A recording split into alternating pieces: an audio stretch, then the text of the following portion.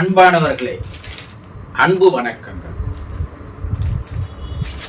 நாள்தோறும் தொடர்ந்து இந்த சேனலை பார்த்து வருகின்ற உங்களுக்கு என்னுடைய மனமார்ந்த நன்றிகள்.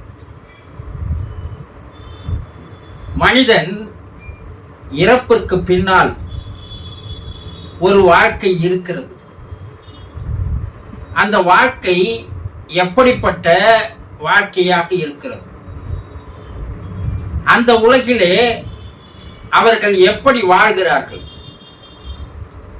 பின்பு அவர்கள் எப்படி மறுபிறப்பு எடுக்கிறார்கள்?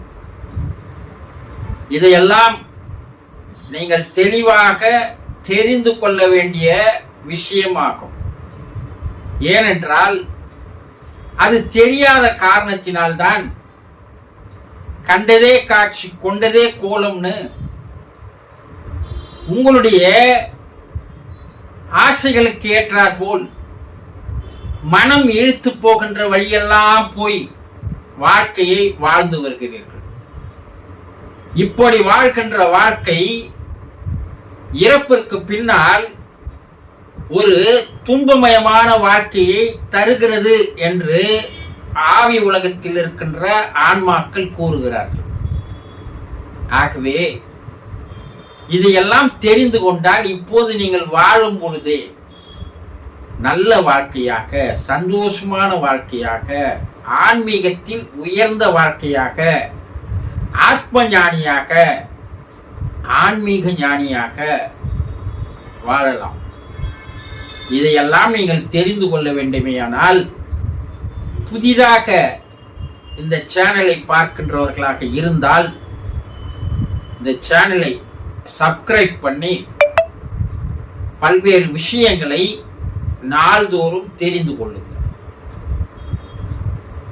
ஒரு சிலர் எனக்கு பல்வேறு கேள்விகளை, ஐயங்களை, சந்தேகங்களை அனுப்புகிறார்கள். அதில் என்னுடைய குடும்பத்தில் என்னுடைய தாயாரோ தகப்பனாரோ கணவனோ மனைவியோ இறந்து போயிருக்கிறார்கள். அவர்கள் எங்களோடு தொடர்பு கொண்டு பேசுவதே இல்லை. ஆனால் நீங்கள் அவர்களோடு பேசலாம், அவர்கள் உங்களோடு பேசுகிறார்கள் என்று சொல்லி இருக்கிறீர்கள். ஆனால் அவர்கள் எங்களோடு பேசுவதே இல்லையே, என்ன காரணம் குருஜி? அதை எங்களுக்கு தெளிவாக தெரியப்படுத்துகிறீர்களா என்று கேட்டிருக்கிறார். இறந்தவருடைய ஆன்மா உங்களோடு ஏன் பேசுவதில்லை, எதற்காக பேசுவதில்லை என்பதை தெரிந்து கொள்ள வேண்டும் அல்லவா? அங்கே இருக்கின்ற அந்த ஆன்மாக்கள் ஆவி உலக தொடர்பாளர்களிடம் தொடர்பு கொண்டு பேசும்போது பல விஷயங்களை சொல்கிறார்கள். என்ன? மனிதர்களுக்கு மரணத்திற்கு அப்பால் ஒரு வாழ்க்கை இருக்கிறது. ஆத்மலோகத்தில் அவர்களுடைய வாழ்க்கை தொடர்கிறது. பூமியில் மனிதர்கள் எப்படி வாழ்ந்து வருகிறார்களோ அதே போல ஆவி உலகில் நாங்கள் வாழ்ந்து வருகிறோம் என்பதை பூமியில் இருக்கின்ற மக்கள் ஒரு சிலர் நம்புவதே இல்லை. அதை தெரிந்து கொள்வதில் ஆர்வம் காட்டுவதில்லை, அக்கறையும் எடுத்துக் கொள்வது இல்லை. இது ஒரு காரணம். இரண்டாவது, நம்மை எல்லாம் படைத்த, இந்த உலகத்தை படைத்த, பிரபஞ்சத்தை உருவாக்கிய இறைவன் என்ற ஒருவன் இருக்கிறான் என்பதையே நம்புவதில்லை. இவை இரண்டும் யாருடைய மனோபாவமாக இருக்கிறதோ, கடவுள் எல்லாம் இல்லைங்க என்ற நாத்திகவாதிகள், ஆனா மரணம் வரைக்கும் அதுக்கு அப்பால இருக்கிற வாழ்க்கை பத்தி நமக்கு என்ன கவலை? இருக்கிற வரைக்கும் சந்தோஷமா வாழலாம், அதுக்கு அப்பால பார்க்கலாம். அப்படியெல்லாம் ஒரு வாழ்க்கை கிடையாதுங்க. இதெல்லாம் கட்டுக்கதை, கற்பனை என்று சொல்கின்ற மனோபாவம் இருப்பவர்கள், இந்த இரண்டு மனோபாவம் யாருக்கிறதோ அவர்களோடு தொடர்பு கொண்டு பேசுவதற்கு எங்களுக்கு விருப்பமே இல்லை என்று ஆவி உலக ஆன்மாக்கள் தெரியப்படுத்துகிறது. நாங்கள் இங்கே உயிரோடு வாழ்ந்து வருகிறோம் என்பது அவர்களுக்கு நம்பிக்கை இல்லை. எங்களை கடவுள் பாதுகாத்து வருகிறார் என்று நம்பிக்கை இல்லை. இப்ப மரணத்திற்கு பின் இருக்கின்ற வாழ்க்கையின் மேல் நம்பிக்கை இல்லாதவர்கள், கடவுள் மீது நம்பிக்கை இல்லாதவர்களாக இருந்தால், என் குடும்பத்தில் இருக்கின்ற உறுப்பினர்களாக இருந்தாலும் கூட அவர்களோடு தொடர்பு கொள்வதற்கோ அவர்களோடு பேசுவதற்கோ எங்களுக்கு விருப்பமே இல்லை என்று ஒரு காரணத்தை சொல்கிறார்கள். இரண்டாவது என்ன சொல்றாங்க, எங்களோடு நீங்கள் தொடர்பு கொள்ள வேண்டும் அல்லது நாங்கள் உங்களோடு தொடர்பு கொள்ள வேண்டும் என்றால் முதலில் மரணத்திற்கு அப்பால் நாங்கள் வாழ்ந்து வருகிறோம் என்ற நம்பிக்கை இருக்க வேண்டும். கடவுள் இருக்கிறார் என்ற நம்பிக்கை இருக்க வேண்டும். இந்த நம்பிக்கையும் விசுவாசமும் யாரிடம் இருக்கிறதோ அவர்களோடு தொடர்பு கொண்டு பேசுவதற்கு எங்களுக்கு ஆர்வமாக இருக்கிறது. அவர்களோடு நாங்கள் தொடர்பு கொள்வோம், பேசுவோம். இந்த நம்பிக்கையும் விசுவாசமும் இல்லாதவர்களோடு நாங்கள் தொடர்பு கொள்வது இல்லை என்று ஒரு காரணத்தை கூறுகிறார்கள். இரண்டாவது என்னன்னா, யார் முழு மனத்தோடு இதை நம்புகிறார்களோ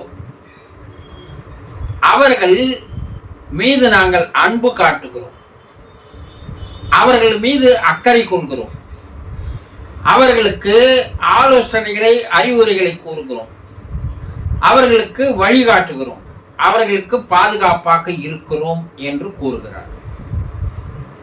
சரி, இரண்டாவது என்ன சொல்றாங்கன்னா,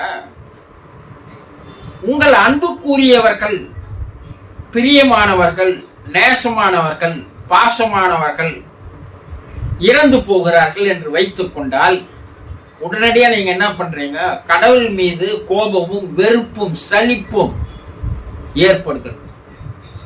கடவுளை என்ன பண்றீங்க, கடவுள் மீது பழியை போடுகிறீர்கள், குறை கூறுகிறீர்கள். கடவுள்னு ஒருத்தன் கிடையாதுங்க. அப்படி இருந்தா ஏன் என்ன எனக்கு பிரியமானவரை அழைச்சிட்டு போனாங்க, என் கணவரை ஏன் எடுத்துட்டு போனார், என் மனைவியை ஏன் எடுத்துட்டு போனார், என் தாய் தகப்பனை ஏன் எடுத்துட்டு போனார்? கடவுள் இரக்கம் இல்லாதவங்க, அவன் அன்பே இல்லாதவன். ஆனா அவனை நம்பலைங்க. ஆனா அவர்கள் மீது, கடவுள் மீது பழியும் குறையும் விரக்தியும் வெறுப்பும் பகை உணர்வும் யாருக்கு ஏற்படுகிறதோ அவர்களோடு தொடர்பு கொள்வதற்கு நாங்கள் விரும்புவதில்லை. ஏன்னா கடவுள் என்ன, அவருடைய குணநலன்கள் என்ன, அவர் ஏன் நமக்கு பிரியமானவர்களை எடுத்துக்கொண்டு போனார், இதையெல்லாம் புரிந்து கொள்ளாமல், கடவுளுடைய செயலை அறிந்து கொள்ளாமல் புறக்கணித்தார், பழி போட்டால் அவர்களோடு நாங்கள் தொடர்பு கொள்ள மாட்டோம், பேச மாட்டோம். உங்களுக்கு அன்புக்குரியவர்கள் இறந்து போவது மனவேதனைத்தான், மனக்கவலைத்தான், மன கஷ்டம்தான், அதை தாங்கிக் கொள்ள முடியாதுதான். இருந்தாலும் அது இறைவனுடைய செயல் அல்லவா? அது அவர் இத்தனை காலம்தான் இந்த பூமியில் வாழ வேண்டும் என்பது இறைவன் ஏற்கனவே விதிக்கப்பட்ட விதி அல்லவா? அதனால் இறைவன் தன்னுடைய செயலை சரிவர செய்கிறான். அப்ப அவர்கள் மீது நீங்கள் கடவுள் மீது வெறுப்பும் கோபமும் கொள்வது சரியானதா? ஆகவே கடவுள் மீது வெறுப்போ பழி போடுவதோ அவரை குறை கூறுவதோ அவரை திட்டுவதோ தயவு செய்து செய்யாது. அவரை புரிந்து கொள்ளுங்கள். அவரால் தான் நாங்கள் இங்கே சந்தோஷமாக இருக்கிறோம். அவர்தான் எங்களுக்கு அனுமதி தருகிறார். உங்கள் குடும்பத்தாருக்கு ஆறுதலை தாருங்கள், அரவணைப்பு தாருங்கள், அன்பு காட்டுங்கள், அவர்களுக்கு வழிகாட்டுங்கள் என்று அவர்தான் எங்களை ஊக்குவிக்கிறார், உற்சாகப்படுத்துகிறார். அப்படிப்பட்ட கடவுள் மீது நீங்கள் பழி போடலாமா? அப்படி நீங்கள் பழி போடுகின்ற எண்ணம் இருப்பவர்களாக இருந்தால் உங்களோடு தொடர்பு கொள்ள மாட்டோம், உங்களோடு பேச மாட்டோம். நீங்கள் எந்த நிலையில் இருக்கிறீர்கள் என்பதை நாங்கள் மேலிருந்து பார்த்து கொண்டுதான் இருக்கிறோம். நீங்கள் இந்த நிலையில், இந்த மனோபாவத்தில் இருந்தால் உங்களோடு பேசுவதற்கு எங்களுக்கு மனம் வருவதில்லை, தொடர்பு கொள்வதற்கு மனம் வருவதில்லை. ஆகவே கடவுள் மீது பழி போடாதீர்கள், வெறுப்பை காட்டாதீர்கள் என்று கூறுகிறார்கள். இது இரண்டாவது. மூன்றாவது என்ன சொல்றாங்கன்னா, பூமியில் வாழ்கின்ற எங்களுடைய குடும்ப உறுப்பினர்களுக்கும் எங்களுக்கும் இடையே உண்மையான, பரிசுத்தமான, தூய்மையான, பளிங்கு போல அன்பானது நிலவ வேண்டும். வாழும் காலத்தில் எந்த அன்பை காட்டினார்களோ அதை விட 100 மடங்கு அதிகமான அன்பை என்னுடைய குடும்பத்தார் என் மீது காட்ட வேண்டும். நாங்களும் அதே போல எங்களுடைய குடும்பத்தார் மீது காட்டுகிறோம். இந்த அன்பினுடைய தொடர்பு, உறவு சரியாக இருந்தால் நாங்கள் அவர்களோடு தொடர்பு கொள்வதை அவர்களால் புரிந்து கொள்ள முடியும், நாங்கள் பேசுவதை அவர்களால் கேட்க முடியும், தெரிந்து கொள்ள முடியும் என்று கூறுகிறார்கள். அடுத்து என்ன சொல்றாங்க, நாங்கள் உங்களோடு பேசுகிறோம், தொடர்பு கொள்கிறோம், ஆனால் நீங்கள் உங்களுடைய மனநிலையை கீழ்மட்ட நிலைக்கு கொண்டு வந்து விட்டதால் எங்களால் உங்களோடு சரியாக தொடர்பு கொள்ள முடியவில்லை, பேச முடியவில்லை. உங்களுடைய மனநிலையை உயர்மட்ட நிலைக்கு கொண்டு வாருங்கள். அமைதியாக, எப்போதும் ஆனந்தமாக, சந்தோஷமாக.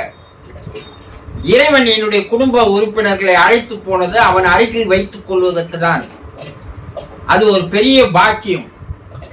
ஆகவே நாங்கள் சந்தோஷமாக இருக்கிறோம் என்று எப்போது நீங்கள் மனதை அமைதியான நிலைக்கு எடுத்து வருகிறீர்களோ அப்போது உங்களோடு நாங்கள் தொடர்பு கொள்வதும் பேசுவதும் உங்களுக்கு தெரியும் என்று கூறுகிறார். ஆக ஒன்று, மரணத்திற்கு பின் வாழ்க்கை இருக்கிறது என்று நம்புங்கள். நாங்கள் வாழ்ந்து கொண்டிருக்கிறோம் என்பதை முழுமையாக நம்புங்கள். கடவுள் என்று ஒருவர் இருக்கிறார் என்பதை முழுமையாக நம்புங்கள். கடவுள் மீது வீணாக பழியோ, அவரை கோபித்துக் கொள்வதோ, சினம் காட்டுவதோ காட்டாதீர்கள். கடவுள் மீது அன்பை வையுங்கள். உங்களுக்குரிய அன்புக்குரியவர் போனால் அது மனவேதனையில் தான், அதை தாங்கிக் கொள்ளுங்கள். இறைவனுடைய செயல் என்று ஏற்றுக்கொள்ளுங்கள். உங்களுடைய மனதை அன்பால் பரிமாறுங்கள்.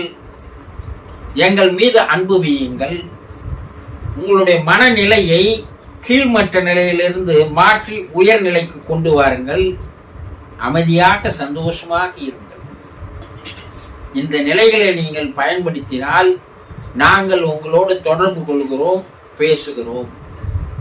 இவையெல்லாம் இல்லை என்றால் நாங்கள் உங்களோடு தொடர்பு கொள்ளவோ பேசவோ விருப்பப்படுவதே இல்லை என்று மேலே இருக்கின்ற ஆன்மாக்கள் கூறுகின்றன.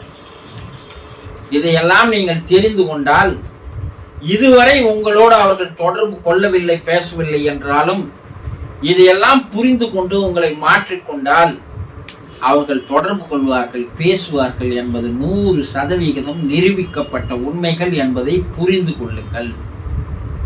மாற்றிக்கொள்கிறீர்களா? சந்தோஷம்.